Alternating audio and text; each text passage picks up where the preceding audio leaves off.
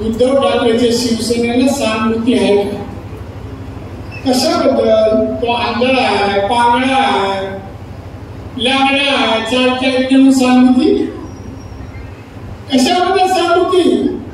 काय पत्रकार कोणाचे वाक्य ऐकतात आणि सहानुभूती?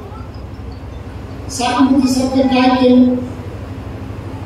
आमच्या माननीय शिवसेना प्रमुखांनी बाळासाहेब ठाकरेंनी मराठी माणसाच्या न्यायासाठी आणि हिंदू धर्माच्या रक्षणासाठी शिवसेना स्थापन केली. सलग 48 वर्ष शिवसेना देशात वाढवली. या दोन विषयाला बघत नाही गेली. कुठल्या पदासाठी पैशासाठी हिंदुत्वाचा त्याग नाही केला, ना मराठी माणसाला बघत गेली. या महाशयाने बाळासाहेबांच्या नंतर काय केलं? ज्या बाळासाहेबांनी सांगितलं होतं मी हिंदुत्वाला बघायला आयुष्यात मला सत्ता नको, पण हिंदुत्व माझा प्राण मानणाऱ्या बाळासाहेबांचा हा पुत्र मुख्यमंत्री पदासाठी काँग्रेस राष्ट्रवादी बरोबर युती केली. हिंदुत्वाचा त्याग केला, गद्दारी केली आणि जाऊन मुख्यमंत्री झाला. 2.5 वर्ष. 2.5 वर्षात मंत्रालयात किती वेळा गेला विचार? 2 वेळा.